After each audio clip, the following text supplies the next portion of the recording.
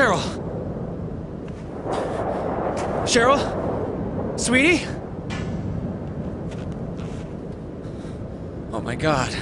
With creativity, ingenuity, and a little elbow grease, you can do stunning games on Wii, and people have done stunning games on Wii, but the catch has always been that they need to be stylized, that realism has never been the Wii's strong point. And that's what makes Silent Hill Shattered Memories stand out. Now, I don't want to get overly technical here, but I mean, this is the kind of stuff lazy developers would have you believe the Wii just can't do. I mean, beams of light cast shadows against the objects in your environment. Even the snow, which is a stunning example of particle effects, throw shadows when falling against the beam of your flashlight. Posters, traffic signs, buildings, all rendered with incredible realism, and yeah, on the Wii.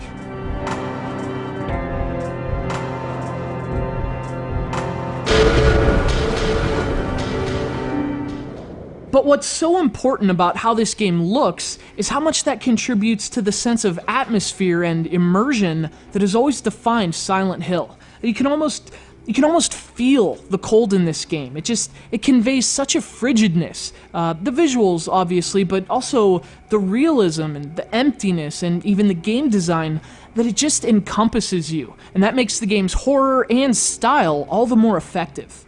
Of course, that horror is also a bit familiar. Shattered Memories is a 2009 remake of the original Silent Hill, a so-called reimagining that only barely resembles the 1999 classic upon which it's based. You play as a frantic father who awakens from an apparent car crash to find his daughter is missing, and driven by his understandable mania, he begins exploring a town that offers a visual for the old cliché, when hell freezes over. As for what he does there, that's where Shattered Memories may seem a bit simple. You walk around, you solve puzzles, you run for your life, but the appeal is the sheer immersion of it all, and the sense of dread caused by the fact that, unlike other horror games, you're completely helpless. I mean, you're just some dad. You don't have weapons, you can't defend yourself, and they know it. You see, in Shattered Memories, your environment is occasionally covered in this strange blanket of ice, and when that happens, well, the dread turns to genuine terror.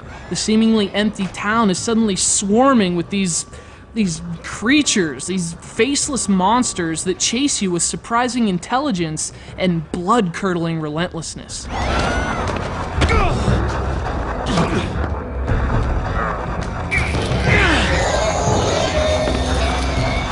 It's so effective because as you get used to the eerie ambience, it's almost like the game is daring you to get comfortable. And suddenly the tension rises, the ice starts to spread, and a piercing scream breaks whatever comfort you might have felt in this dark, shadowy winter wonderland. You can even look behind you as you run. In fact, you often need to, but you'll never, ever want to.